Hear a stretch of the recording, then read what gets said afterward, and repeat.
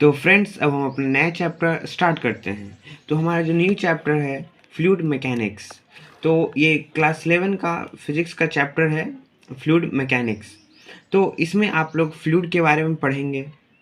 तो सबसे पहला क्वेश्चन इसमें ये उठता है कि व्हाट इज़ फ्लूइड, कि फ्लूइड क्या होता है। The most important question, what is fluid. तो फ्लूइड होता है आपका any substance which can flow. ये आपका एक सिंपल सा बेसिक सा डिफिनेशन हो गया कि fluid any substance which can flow. तो इसमें एक और आता है, आप ये भी जानते होंगे कि फ्लूइड का नॉट हैव फिक्स्ड शेप, मतलब इसका कोई फिक्स्ड शेप नहीं होता है, इसके पास कोई अपना फिक्स शेप नहीं होता है। ठीक, ये का दूसरा पॉइंट। और इसका जो तीसरा पॉइंट है फ्लूइड का वो ये कि it can not beer any amount of shear stress, means can not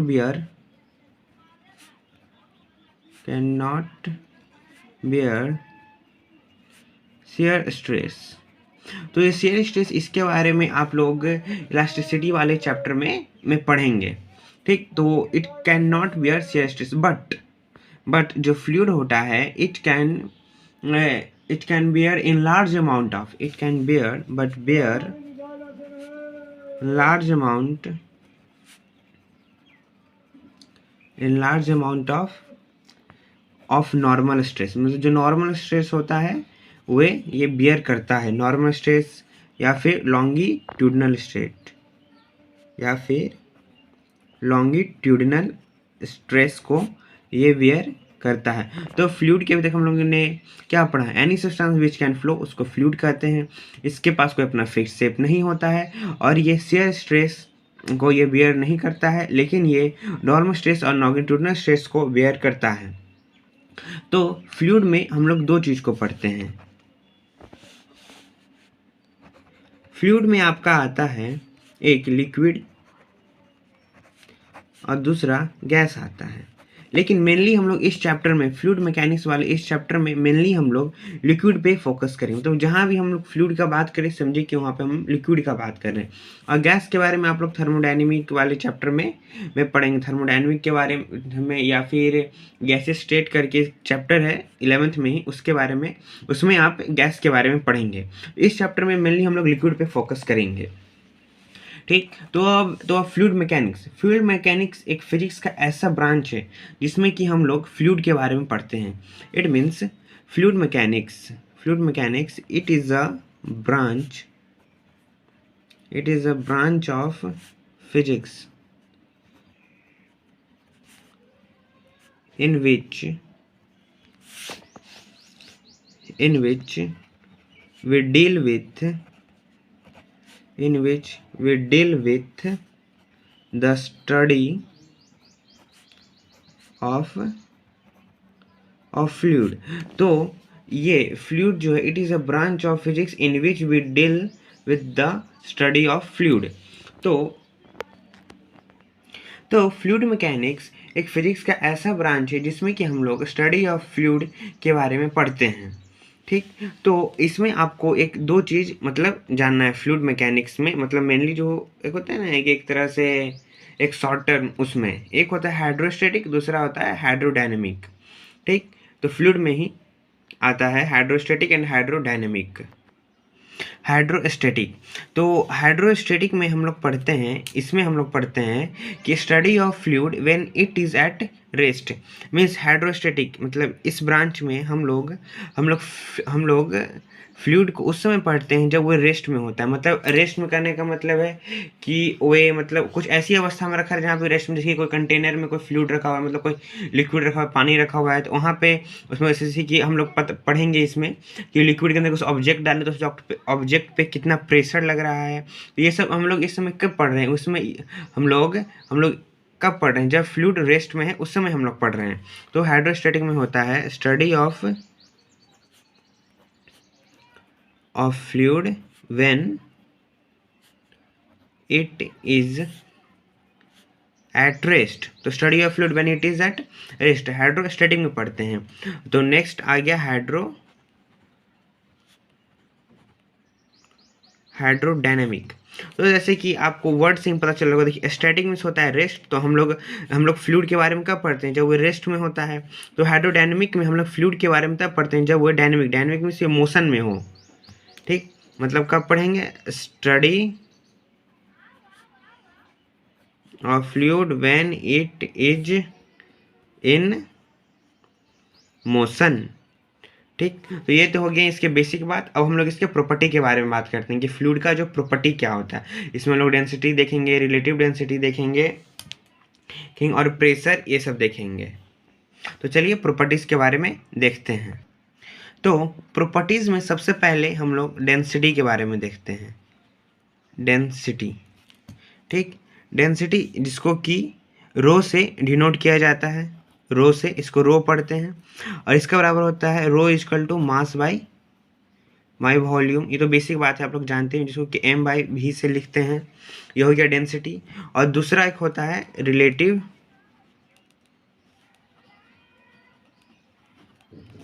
density. Relative density में होता है कि डेंसिटी, इसका जो फॉर्मूला होता है रिलेटिव डेंसिटी, इसका होता है density of substance divide by density of substance divide by density of standard substance. Means इसके रिलेटिव डेंसिटी का होता है density of substance divide by density of standard substance. ठीक, तो ये तो हो गया रिलेटिव डेंसिटी ऑफ फ्लूइड। लेकिन अगर हम लोग रिलेटिव डेंसिटी ऑफ लिक्विड के बारे में बात करें, तो इसके रिलेटिव डेंसिटी तो सबका होगा। तो अब हम लोग बात करते हैं रिलेटिव डेंसिटी ऑफ लिक्विड। तो इसमें रिलेटिव डेंसिटी ऑफ लिक्विड का जो फॉर्मूला होता है, ये आपका होता है डेंसिटी ऑफ सब्सटेंस, मतलब कोई भी सब्सटेंस ले सकते हैं, मतलब लिक्विड का कोई भी पार्ट। ठीक, relative density of liquid means density of substance divide by, यहाँ पे देखिए density of water at 4 degree Celsius. Means density of water तो होगा लेकिन 4 डिग्री सेल्सियस पे, मतलब रिलेटिव मीन्स क्या होता है, एक दूसरे से रिलेट करना। तो सेम चीज़ यहाँ पे है कि मतलब डेंसिटी ऑफ सब्सटेंस को डेंसिटी ऑफ वाटर से रिलेट करके निकालना। अगर वो एक बात जान के भी हैरानी होगी कि डेंसिटी का तो यूनिट क्या होगा, केजी पर मीटर क्यूब होगा, लेकिन रिलेटिव डेंसिटी का कोई यूनिट नहीं होता है। Relative density has no unit, relative density का कोई यूनिट नहीं होता है। ठीक, तो आगे देखिए अब इसके और भी मतलब आगे बात करते हैं नेक्स्ट प्रॉपर्टीज़ के बारे में। तो जैसे कि पिछले हम लोगों ने डेंसिटी के बारे में बात किया, तो उसी पे हम लोग देखते हैं डेंसिटी पे, मतलब डेंसिटी से अच्छे अच्छे क्वेश्चन भी आ जाते हैं। तो पहला हम लोग इस तरह से देखते हैं, केस 1 एंड केस 2 करके देखेंगे। तो केस 1 है व्हेन 2 लिक्विड, जब 2 लिक्विड है, वो आपका उसका एक का डेंसिटी ρ1 हो, दूसरा का डेंसिटी ρ2 हो, और उसका जो एक का वॉल्यूम V1 हो और एक का वॉल्यूम V2 हो, और उसको हम लोग मिक्स कर दिए, आर मिक्सड। ठीक, तो फिर जो हम लोग का जो फाइनल मिक्सचर का जो डेंसिटी आएगा वो कितना आएगा। तो जो फाइनल मिक्सचर का डेंसिटी आएगा, तो मतलब डेंसिटी ऑफ मिक्सचर क्या होगा, ऐसे केस में वो हम लोग पता करेंगे।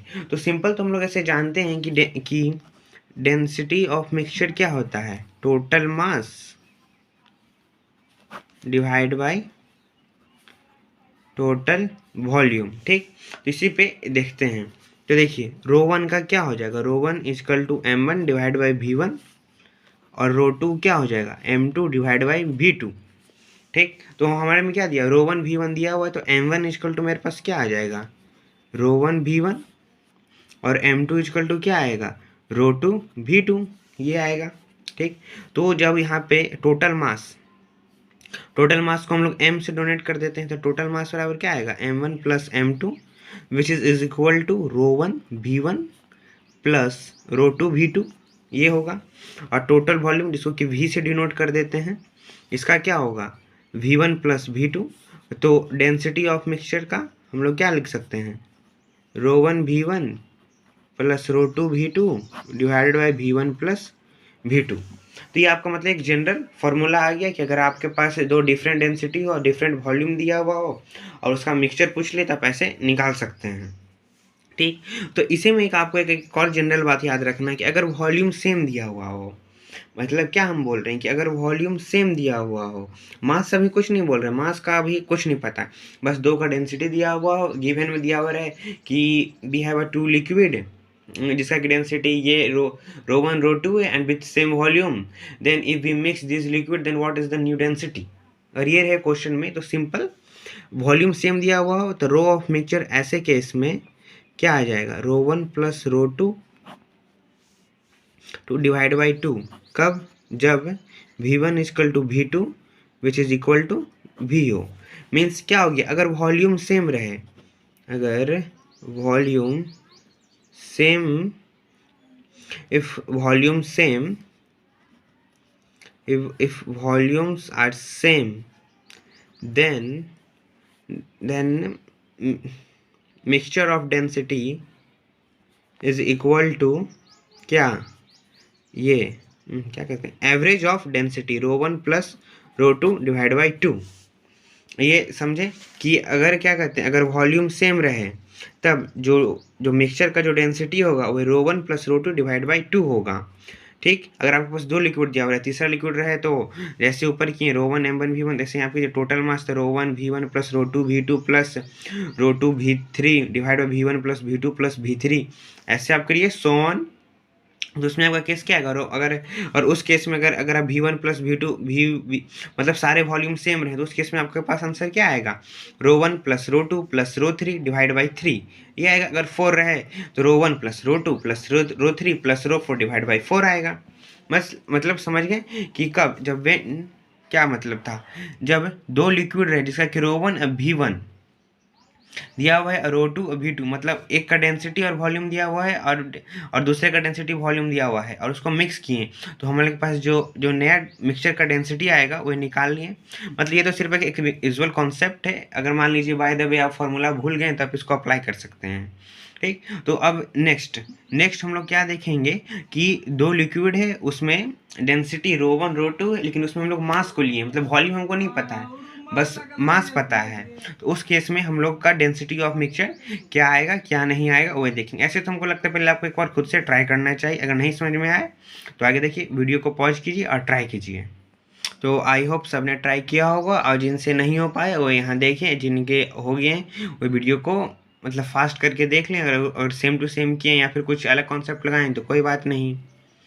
तो यहाँ पे भी सेम टू सेम वही होगा, तो यहाँ पे हम लोग क्या लिख सकते हैं, रो one is equal to M1 V1 और रो to is equal to M2 V2। हम लोग को तो M पता है, V का पता है नहीं, इसलिए हम लोग M को कंसीडर करेंगे।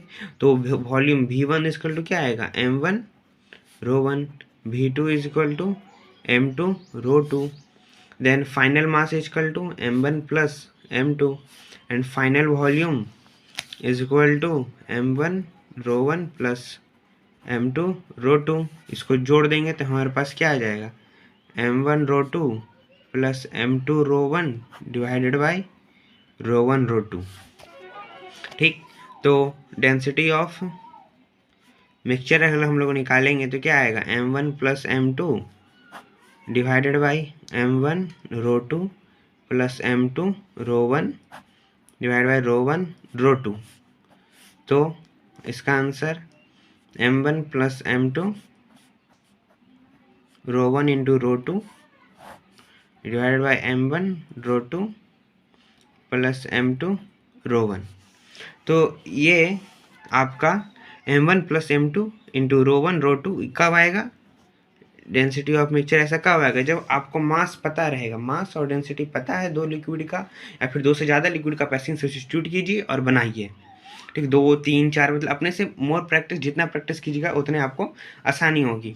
सेम इसमें भी हम लोग केस ऐसा कंसीडर करेंगे जिसमें कि अगर मान लीजिए मास सबका इक्वल दिया रहे तो क्या आएगा, तो मास इक्वल दिया रहे तो क्या आएगा, मास इक्वल है, यहाँ पे M सेम हो गया तो 2M, यहाँ पे क्या आएगा M कॉमन हो जाएगा, rho two plus rho one हो जाएगा, यहाँ पे रो वन रो टू रहेगा, M कट जाएगा।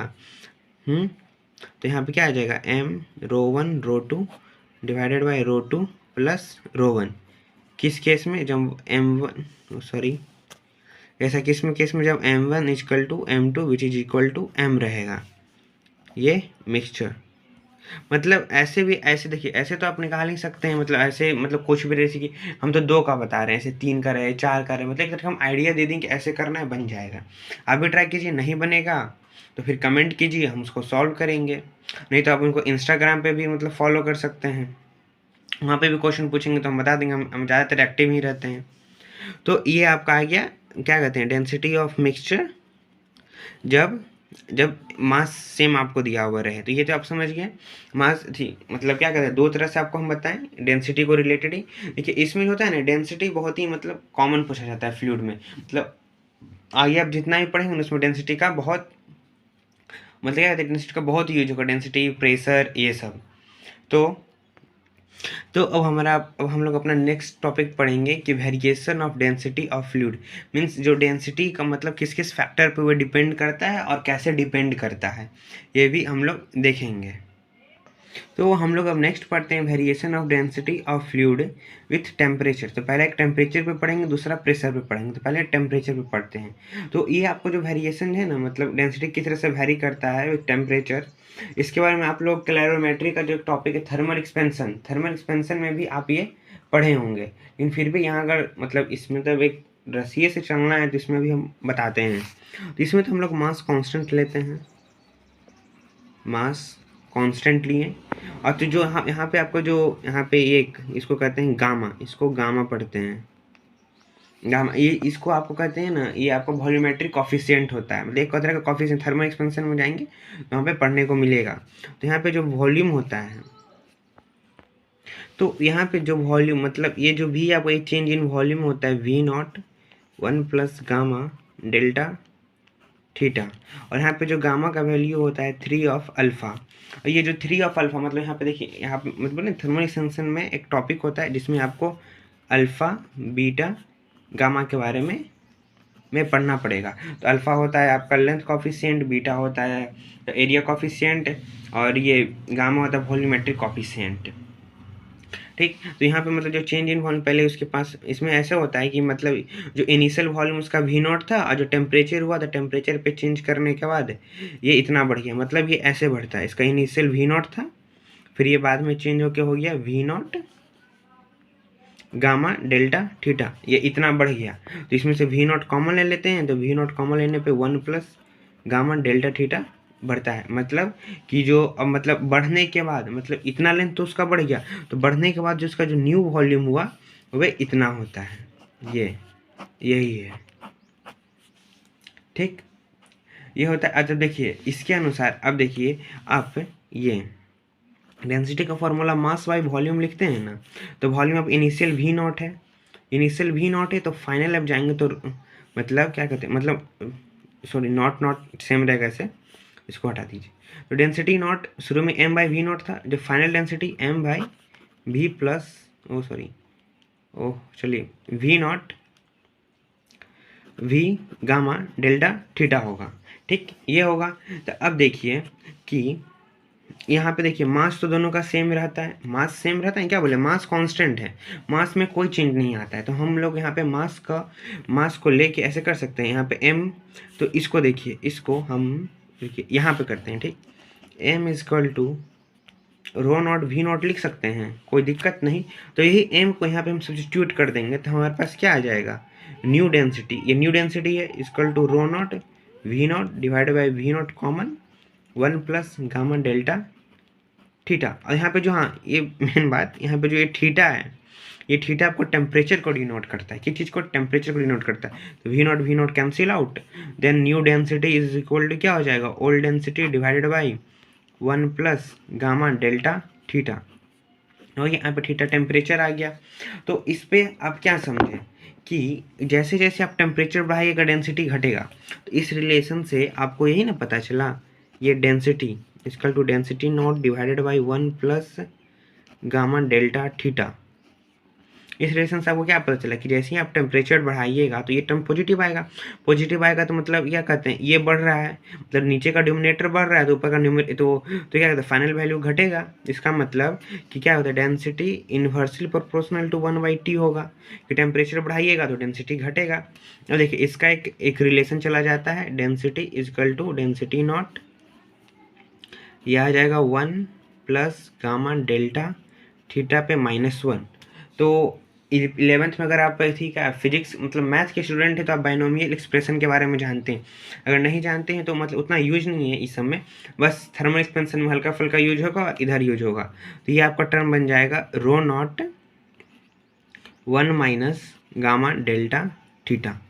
ये आपका मतलब यहाँ पे एक्सप्रेशन है, मतलब यहाँ पे ये होता है ना कि अगर ये टर्म देखिए गामा डेल्टा थीटा ना बहुत छोटा वैल्यू आता है, तो मतलब बाइनोमियल एक्सप्रेशन में से पढ़ाया जाता है कि अगर टर्म छोटा होता है तो जो ये पावर यहाँ पे आके मतलब इसके साथ तो माइनस के साथ ये मल्टीप्लाई यहाँ पे हो जाता है, वो होता है बाइनोमियल एक्सप्रेशन। ठीक, मतलब उतना जानना नहीं, बस एक आपको एक सिंपल फॉर्मूला था ये रो का, ये आपको सिंपल फॉर्मूला बस ये आपको याद करना है। ठीक है, बाकी ऊपर ये था इसका मतलब एक्सप्लेनेशन कि कैसे ये टेम्परेचर पर डिपेंड करता है। अब शायद आपको समझ में आ गया होगा।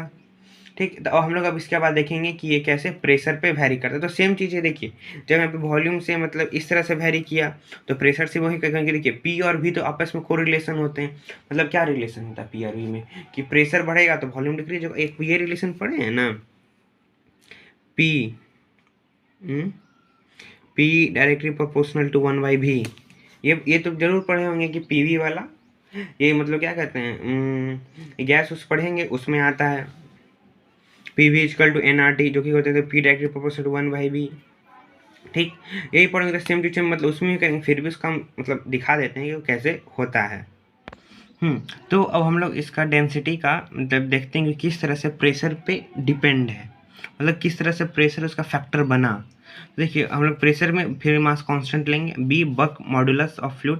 बक मॉडुलस के बारे में अब आप लोग इलास्टिसिटी के बारे में, इलास्टिसिटी चैप्टर है उसमें पढ़ेंगे, उसमें आप स्ट्रेस स्ट्रेन ये सब उसी में पढ़ेंगे। तो यहाँ पे देखिए हम बेसिकली पीछे बताए थे कि P directly proportional to V होता है, सॉरी 1/, तो पी इंक्रीज होगा तो वी डिक्रीज होगा। ठीक, अब बक मॉडुलस का फॉर्मूला होता है ये कि change in pressure divide by change in volume divide by change in by volume. तो इसका जो मतलब ये क्या कहते हैं, एक आपका रिलेशन होता है बर्क मॉडुलस का, ये मतलब फॉर्मूला एक होता है ना फॉर्मूला, वही होता है बर्क मॉडुलस का, delta P divide minus of delta V divide by भी। ठीक, तो यहाँ पे आप इसको क्या करते हैं, यहाँ पे आप इसको बर्क मॉडुलस को इधर भेजिएगा, मतलब क्रॉस मल्टीप्लिकेशन कीजिएगा तो आपके पास ये रिलेशन आएगा डेल्टा वी डिवाइड बाई भी equal to minus of delta P divide by bulk modulus. ठीक, ये आएगा। ठीक, अगर देखिए यहाँ पे पी नॉट आपका क्या कहते हैं, यहाँ पे आपका क्या कर सकते हैं, ये ले सकते हैं एटमॉस्फेरिक प्रेशर ले लेते हैं, या फिर कुछ इनिशियल प्रेशर ले लीजिए, फिर यहाँ पे चेंज इन प्रेशर इसको आप लोग पी मान लिए। ठीक, मतलब डेल्टा पी क्या हो गया, चेंज इन प्रेशर, और ये पी नॉट आपका इनिशियल प्रेशर था, तो change in pressure plus initial pressure equal to final pressure होगा ना, तो ये आपको यहाँ पे पी ले लिए। अब देखिए कि देखिए density inversely proportional to V होता है ना वॉल्यूम, तो यहीं पे देखिए ये यहाँ पे क्या लिए, ये डेंसिटी ये आपका फाइनल डेंसिटी है, ये आपका इनिशियल डेंसिटी है, तो आपका फाइनल मतलब ये आपका इनिशियल वॉल्यूम है, ये आपका फाइनल वॉल्यूम है। इतना तो समझ रहे हैं। ठीक, इतना समझने में कोई राय नहीं ना है। तो अब देखिए जो ये फाइनल वॉल्यूम को हम लोग वी नॉट प्लस डेल्टा भी लिख सकते हैं, पीछे आपको हम सिखाए थे उस पर यहाँ पे किए ना कि जो इनिशियल प्रेशर था उसको हम लोग initial pressure plus change in pressure equal to final pressure, ये आपका फाइनल प्रेशर है, ये आपका इनिशियल है। ठीक, तो उसी प्रकार जो फाइनल वॉल्यूम है उसको हम लोग initial volume plus change in volume लिख सकते हैं, इसमें कोई दिक्कत नहीं। अब देखिए ऊपर नीचे दोनों साइड हम वी नॉट से क्या करते हैं, डिवाइड करते हैं, मतलब ये इससे डिवाइड होगा ये इससे डिवाइड होगा, हमारे पास क्या रिलेशन आएगा 1 divided by 1 plus delta V divide by V naught, ये आएगा रिलेशन हमारे पास। अगर हम ऊपर नीचे दोनों से डेल्टा वी नॉट से डिवाइड करेंगे तो अब देखिए delta V divide by V naught हमारे पास एक रिलेशन है minus change in pressure divide by bulk modulus, ये हमारे पास रिलेशन है ना, इसमें तो कोई दिक्कत नहीं है। तो हम लोग इसको क्या लिख सकते हैं 1 divided by 1 minus change in pressure divide by bulk modulus. ठीक, ये आ गया हमारे पास।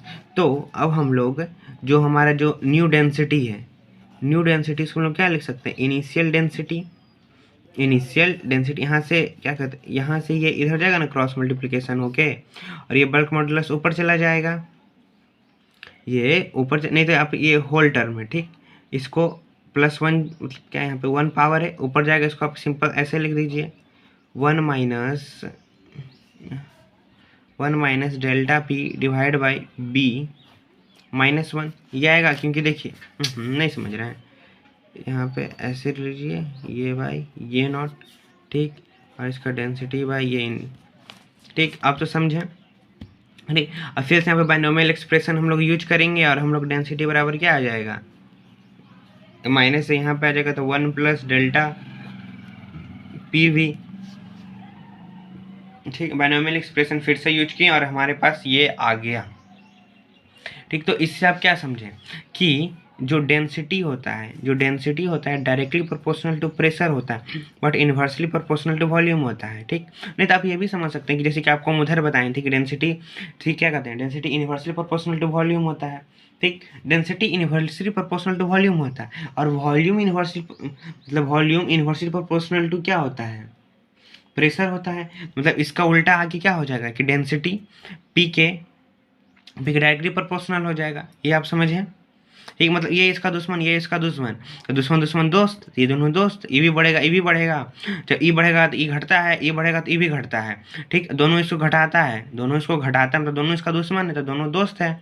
इसका मतलब क्या हो गया कि मतलब क्या, ये density directly proportional to pressure, और क्या ये दोनों इन्वर्सली प्रोपोर्शनल टू वॉल्यूम होते हैं, ठीक। तो यहाँ पे क्या हम लोग क्या कह सकते हैं, डेंसिटी का रिलेशन समझ गए कि कैसे एक दूसरे से कोरिलेशन में रहता है। मतलब डेंसिटी का फैक्टर हम लोग जाने, फिर डेंसिटी से रिलेटेड कुछ सवाल, मतलब कुछ सवाल मतलब जो कैसे कैसे सवाल आते हैं वे देखें, और फ्लूइड का हम लोग क्या कहते हैं, बेसिक इंट्रोडक्शन ली। और हम अब यहीं पे हम लेक्चर ख़त्म करते हैं।